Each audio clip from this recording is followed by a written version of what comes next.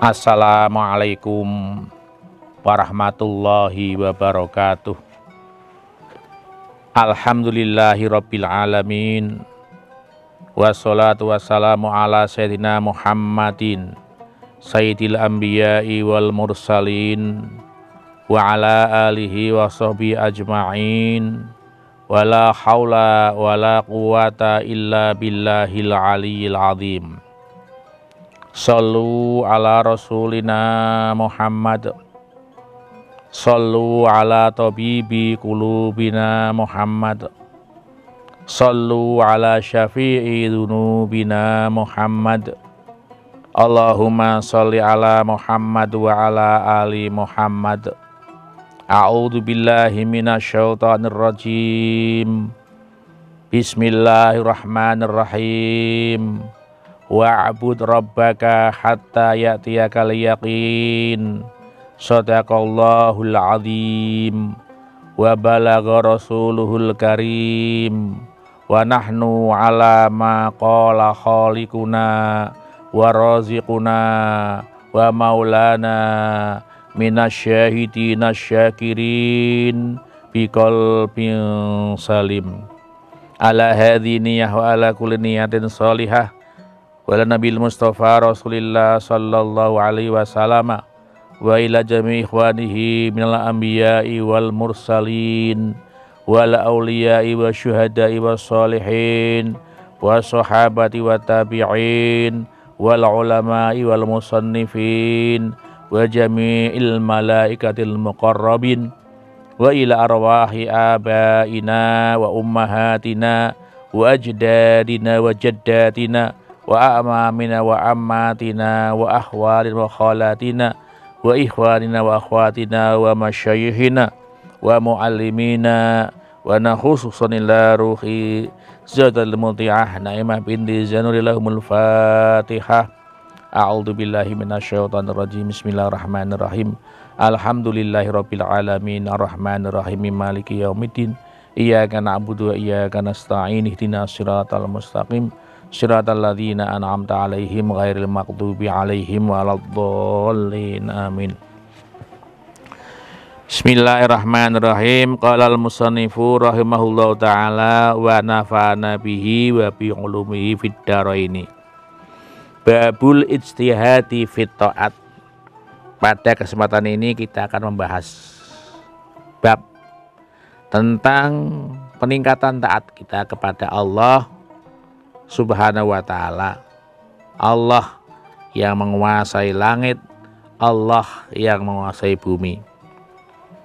Qala al-Faqih radhiyallahu ta'ala anhu hadatsana al-Faqih Abu Ja'far hadatsana Ali ibnu Ahmad hadatsana Abdullah ibnu Salamah hadatsana ibnu Abi Syaibah hadatsana Ghandar an Syu'bah anil Hakam an Urwah ibni Zubair an Mu'adz ibni Jabalin radhiyallahu ta'ala anhu anna Rasulullah sallallahu alaihi wasallam qala ala tulukum ala wabil khairi qultu na'am qala as-saumu junnatun wa sadaqatu burhanun wa qiyamul abdi fi jawfil laili yudfi'u kulla khati'atin. Dari Mu'adz bin Jabal, Rasulullah Shallallahu Alaihi Wasallam bersabda, maukah kamu aku tunjukkan pintu-pintu kebaikan? Mu'adz bin Jabal menjawab, ya mau Rasulullah, saya mau kalau kemudian diberikan petunjuk tentang pintu-pintu kebaikan. Qala, Nabi bersabda, apa saja itu pintu kebaikan itu? As-saumu junnatun. Yang pertama, puasa itu menjadi tameng, menjadi perisai, menjadi aling-aling. Ini. Jadi merupakan pintu kebaikan yang harus kita masuki. Kalau kita kaitkan dengan hadis Nabi bahwa di bulan puasa ini pintu-pintu surga dibuka, ya, pintu-pintu neraka ditutup. setan-setan diikat. Nah, kita masuki pintu yang baik, pintu surga yang dibuka. Logikanya kita akan masuk pada pintu yang dibuka. Jangan sampai kita masuk pada pintu yang ditutup. Jangan. Ya. Mana saja banyak ya, pintu-pintu yang dibuka itu. Jangan kita cari pintu-pintu yang tertutup. Kita cari pintu-pintu yang terbuka.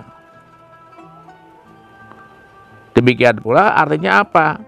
Di bulan Ramadan ini kita berusaha menghindari kemaksiatan. Jangan kemudian kita melakukan kemaksiatan malah ya menuduh, wah ini saya kan digoda setan. Dia tidak sadar bahwa setan dibondo, diikat, tidak ada aktivitas. Nah, kita jadikan puasa ini sebagai junatun, sebagai perisai, sebagai tameng kita dari siksa api neraka. Wa shadaqatu burhanun, yang kedua sedekah menjadi tanda kita orang mukmin. Jadi sedekah ini merupakan label kalau kita orang mukmin, orang yang beriman. Nah, kalau kita tidak bersedekah kan bisa disebut kita tidak sempurna imannya ya. Dan ketika kita sedekah itu ibtigha mardhatillah, kita mengharap ridhonya Allah Ta'ala. Tidak usah saya sedekah supaya dapat balasan sekian lipat, tidak perlu. Betul-betul kita itu harus melandaskan ikhlas di atas segalanya. Apa itu ikhlas itu? Ikhlas itu dipuji, dicela sama saja, tidak ada perbedaan. Nah kalau kita masih merasa beda, wah kita dipuji merasa senang, merasa bahagia. Ketika dicela kita marah, kita merasa tidak enak, itu berarti kita belum ikhlas. Jadi ketika kita beraktivitas secara ikhlas itu antara pujian dan celaan tidak ada pengaruhnya sama sekali. Wa qiyamul abdi fi jawfil laili yudfi'u kulla khati'atin. Apa yang ketiga ya? Jangan kemana-mana pemirsa, setelah yang berikut ini.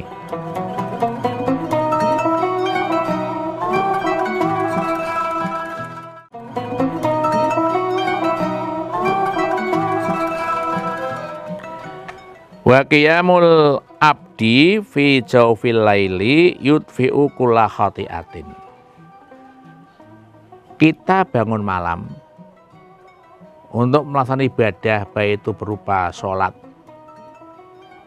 tahajud, hajat, tasbih, witir dan sebagainya, maupun kita berdoa, berselawat, berzikir, ya, beristighfar, yudfi'u kulla khati'atin. Aktivitas ini bisa memadamkan kesalahan kita, memadamkan keluputan kita. Oh, luar biasa ya. Jadi kita beraktivitas malam itu kita dihabiskan keluputannya, kita taraweh, kita witir, ya kan? Itu dihapuskan kesalahan kita karena memang fungsinya ini bisa menghapuskan. Yudfi'u kulla khati'atin. 3 hal ini yang dikatakan Nabi sebagai pintu kebaikan, yaitu puasa, sedekah dan sholat sunnah. Ini merupakan pintu kebaikan.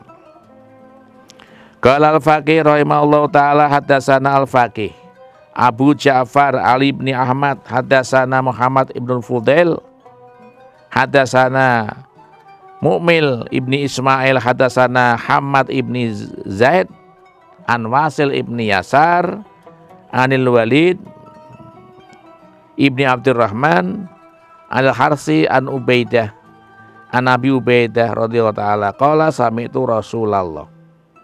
Abu Ubaidah menyatakan pernah mendengar Rasulullah bersabda, yaqulu as-saumu junnatun malam yuhrikha yakni malam yurikha bil ghibah.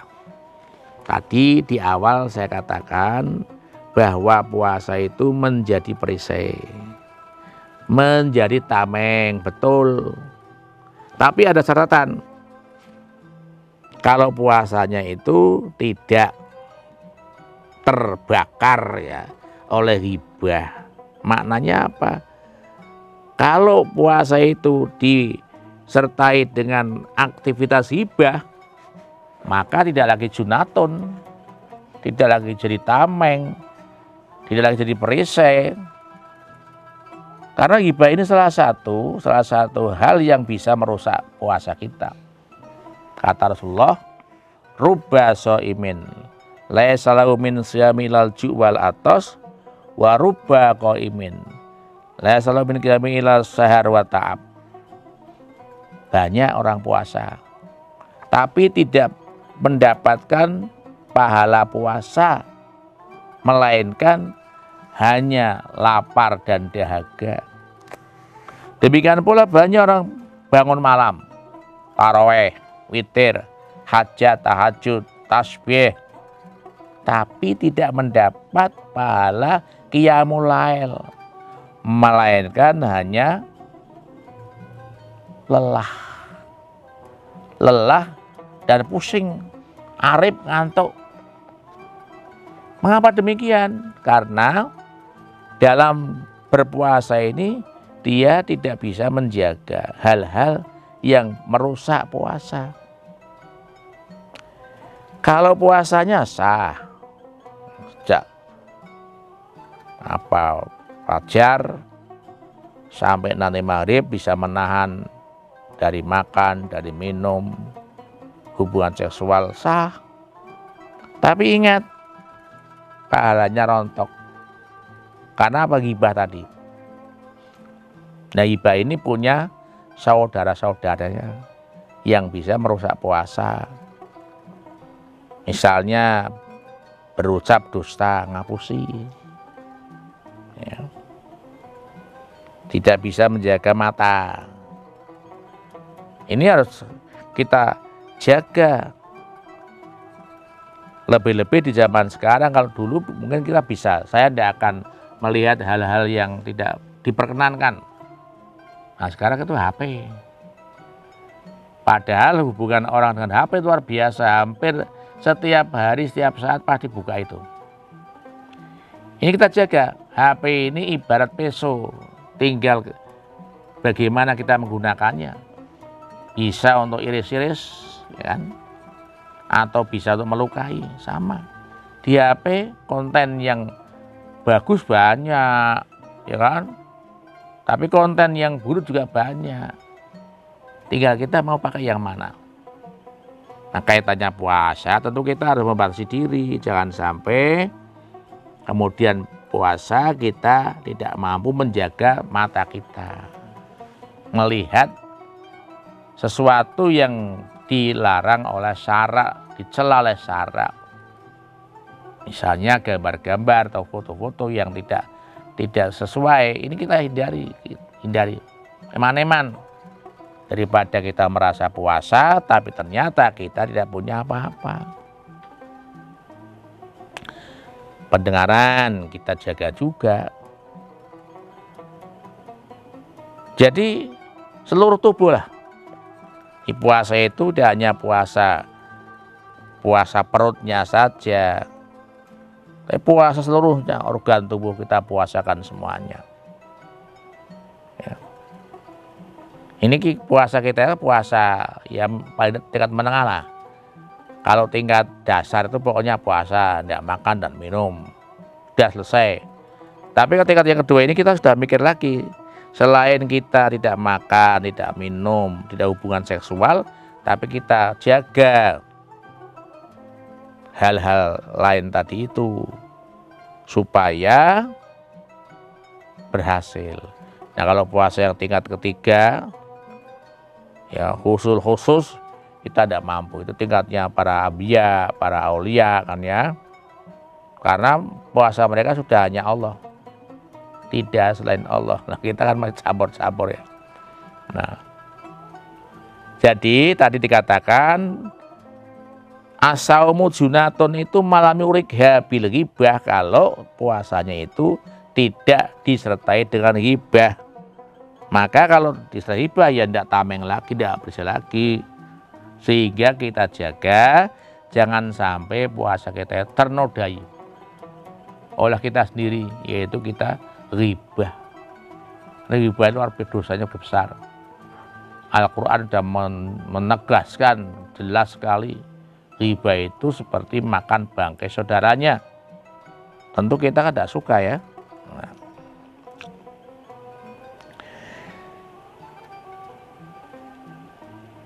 Qala Al-Hasan rahimahumullah, arbaun min zadil akhirah. Imam Hasan mengatakan ada 4 bekal akhirat. Ada 4 hal yang bisa kita jadikan bekal akhirat. Apa itu? Yang pertama, as-saumu sihatun nafsi, puasa yang bisa menyehatkan jiwa maupun lahir batin. Bagaimana uraiannya itu? Jangan kemana-mana pemirsa, setelah yang berikut ini.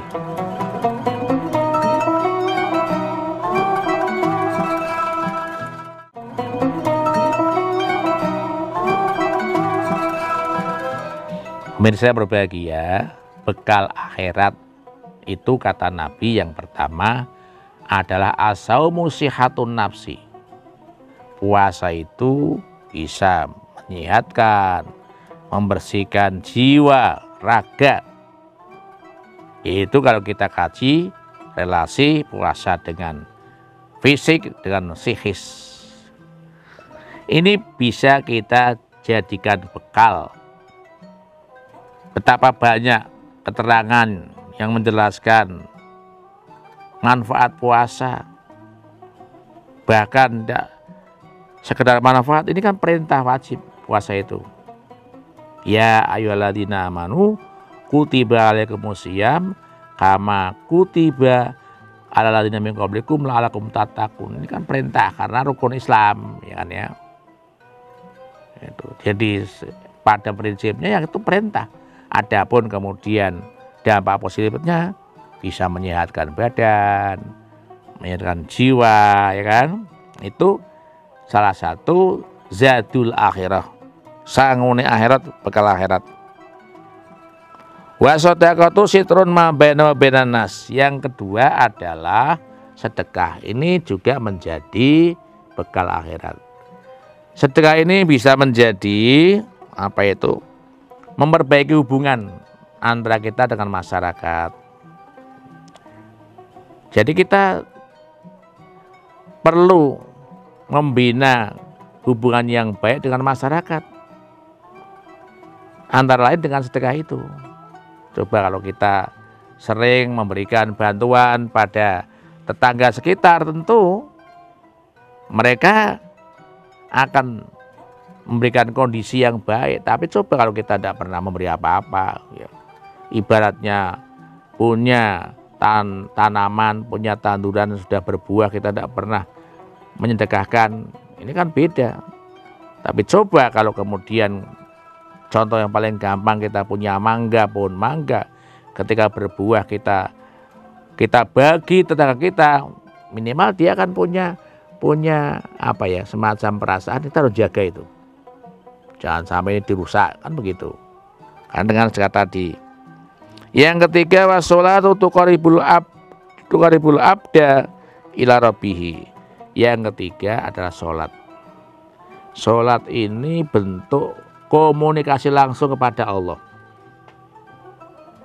Dalam sholat itu hamba Allah berkomunikasi langsung kepada Allah. Dari takbir sampai salam kita bisa wadul langsung. Karena apa? Sholat ini kan isinya doa-doa, permohonan banyak itu. Ya. Ketika kita ruku, kan kita baca doa juga itu. Ketika i'tidal, ketika sujud, ketika julus, doa. Ketika tasyahud, at-tahiyyatul mubarakatus sholawatut thayyibatu lillah. Di sini kita memberikan salam kepada Allah. Kemudian dibalas oleh Allah, assalamualaikum ayuhan nabiyyu wa rahmatullahi wabarakatuh. Ini kan dialog. Bahkan bacaan tasyahud itu awalnya dialog antara Allah dan Nabi Muhammad. Ketika Nabi Muhammad diajak dialog, dia tidak melupakan umatnya. Maka di situ ada lafaz assalamualaikum ayuhan nabiyyu wa rahmatullahi wabarakatuh. Assalamu alayna wa ala ibadillahi sholihin. Alayna kan kita ini, umat Islam. Masuk itu, masuk.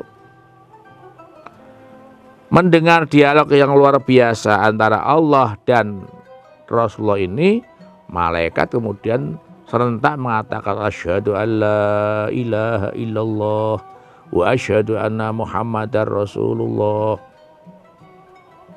Sehingga kalau kita teliti, sholat ini bentuk komunikasi langsung pada Allah. Kita wadu langsung pada Allah. Artinya apa?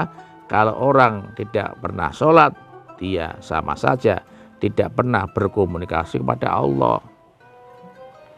Padahal sholat ini merupakan zadul akhirah, bekal akhirat. Yang keempat, wadumu tamkhul khoti'ah, mencucurkan air mata. Kita bangun malam, bertahajud, berhajat, bertasbih, kita berdoa sampai bisa meneteskan air mata. Ini bisa menghapus dosa. Sulit ya. Biasanya orang nangis kalau kehilangan barang, ya. Ia akan mendapatkan musibah, kita baru nangis. Tapi cobalah kita menangis di hadapan Allah Subhanahu wa taala. Kita teteskan air mata, mengharap ridho Allah, takut siksa Allah. Nah, kalau kita mampu meneteskan air mata, mencucurkan air mata, maka ini bisa menghapus tamhu kula khotiatin, menghapus kesalahan kita, kealpaan kita, dosa kita. Barangkali kalau kita tidak mampu menetes air mata, ini kan persoalan kelekatan komunikasi ya. Coba saja kalau kita betul-betul dihayati, dihayati ya, istighfar itu bisa nangis kan ya, karena merasa salah. Istighfar kalau kita minta ampun berarti kita salah kan. Lah ini sering orang ketika beristighfar itu hanya hampa biasa karena tidak dihayati. Coba kalau kemudian saat istighfar kita teringat dosa-dosa yang kita lakukan ya, karena kadang-kadang kita berdosa itu tidak ada orang tahu, yang tahu hanya kita dan Allah Ta'ala. Di situ kita menangis, guguk. Kenapa saya berbuat seperti ini? Mengapa kok sampai saya berbuat seperti ini? Ya Allah, ampun dosaku. Ya. Karena memang kita itu selalu bergelut dengan setan. Kita sering tergelincir karena setan tadi itu. Karena apa? Setan punya komitmen tetap akan menggoda manusia, mengajak manusia untuk menjadi penganutnya. Sehingga diperingatkan bahwa setan merupakan adu mubin, musuh yang nyata, musuh yang jelas. Nah, kita harus mampu bagaimana mengikis ajakan setan. Dan terlebih lagi bagaimana kita betul-betul bisa menghayati bahwa dialog kita pada Allah ini mampu meneteskan air mata. Qala al-faqih yuqalu aslu ta'at sasatun, bahwa dasar taat itu ada 3. Apa saja itu? Jangan kemana-mana pemirsa setelah yang berikut ini.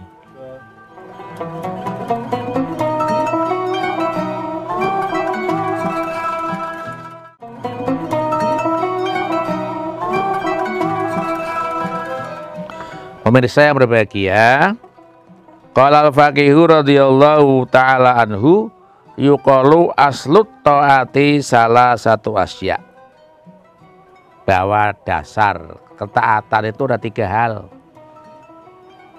Al-khaufu, 1, takut kepada Allah. Warroja'u, berharap kepada Allah. Wal hubbu, cinta kepada Allah. Jadi pada prinsipnya taat ini mengacu yang pertama pada takut kepada Allah, al-khaufu. Kita harus menanamkan rasa takut kepada siksa Allah. Ini harus kita tanamkan. Karena dengan penanaman ini kemudian kita sadar bagaimana supaya kita tidak kena siksanya Allah. Akhirnya kita harus melaksanakan perintah-perintah Allah, harus meninggalkan larangan Allah. Itu al-khauf, ada sifat takut. Jadi jangan kita nganggap biasa saja, hidup ini nggak biasa, tidak ada rasa takut pada Allah, ini bahaya. Namun demikian kita tidak boleh berlebih-lebihan dalam mengelola ketakutan itu, karena ada aslu yang kedua, yaitu pandangan yang kedua adalah ar-roja, optimisme. Kita harus bangun rasa optimisme. Misalnya, ya kita berharap mudah-mudahan hidup kita ini diridhoi Allah. Itu harus kita tanamkan juga. Jangan merasa wah saya dosanya banyak, saya tidak mungkin dimaafkan, tidak begitu. Tapi ada rasa harapan-harapan. Saya berharap mudah-mudahan ibadah saya ini diterima Allah. Saya berharap nanti kita meninggal dunia husnul khotimah. Itu harus ditanamkan harapan itu.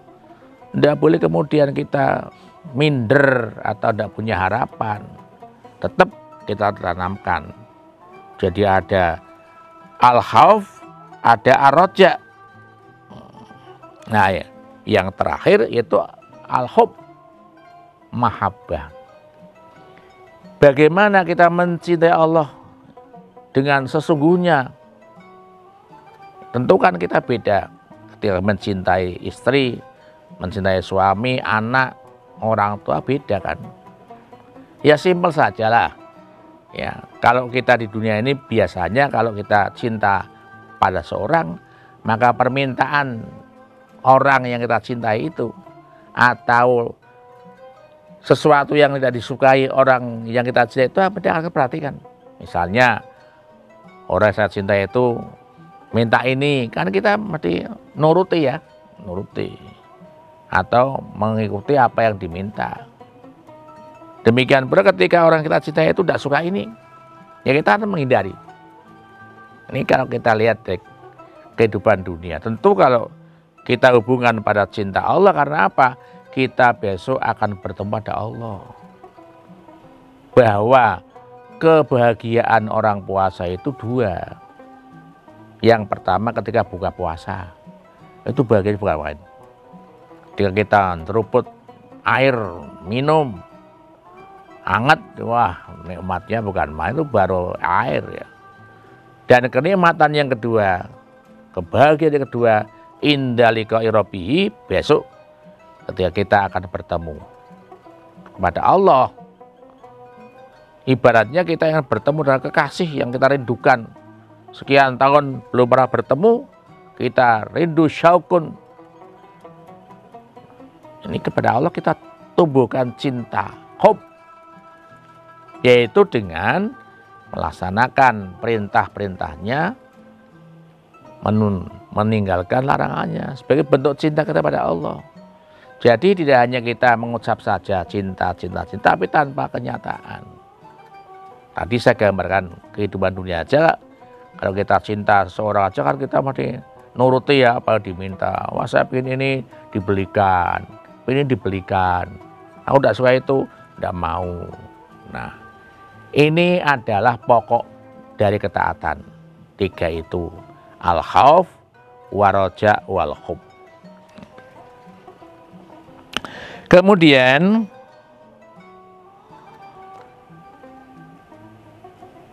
tanda-tandanya untuk memperjelas ya. Seperti apa khauf itu? Seperti apa takut itu? Fa'alamatul khaufi tarkul maharimi. Pokoknya kalau kita betul-betul takut pada Allah, tinggalkan apa-apa yang diharamkan Allah, itu aja. Simpel. Saya takut pada Allah, ya tinggalkan yang dilarang.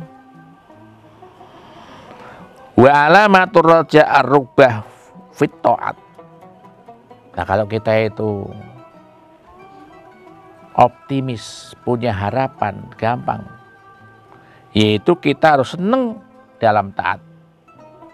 Suka melakukan taat pada Allah Subhanahu wa taala. Lantas bagaimana alamatul hub? Tandanya kita cinta. Asyuk. Kita rindu wal inabah, ingin bertemu dengan Allah. Nah, tentu sebelum bertemu kita akan persiapan. Ibaratnya kita akan, maaf ya, bertemu dengan, tidak berpisah lama dengan istrinya, tidak bertemu, kan kita ada persiapannya. Persiapan bagaimana kita ketemu bisa enak begitu. Sama halnya di dunia ini. Besok ketika kita bertemu pada Allah, kita menyiapkan diri, karena tidak mungkin langsung tanpa persiapan. Yaitu apa ya, tadi kembali.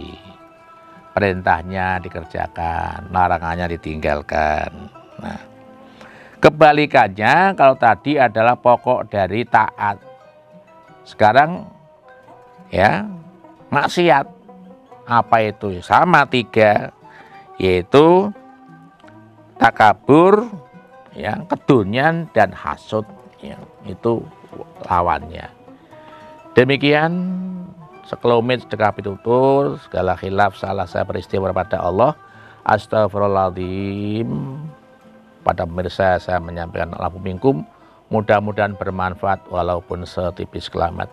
Bismillahirrahmanirrahim. Alhamdulillahirabbil alamin, washolli ala dzatil mukamalah wa rahmatil munazzalah ala sayyidina Muhammad wa ala alihi wasallim. Allahumma sholli ala Muhammadin wa ala alihi. Allahumma taqabbal minna sholatana wa siyamana wa qiyamana wa ruku'ana wa sujudana wa qu'udana wa takbirana wa tahlilana wa tadarru'ana wa tadribiha wujuhana ya ilahal alamin wa ya kharnas birahmatika ya arhamar rahimin. Rabbana atina fid dunya hasanah wa fil akhirati hasanah wa qina adzabannar. Subhana rabbika rabbil izzati amma yasifun wa salamun alal mursalin walhamdulillahi rabbil alamin. Al-afu minkum. Wassalamualaikum warahmatullahi wabarakatuh.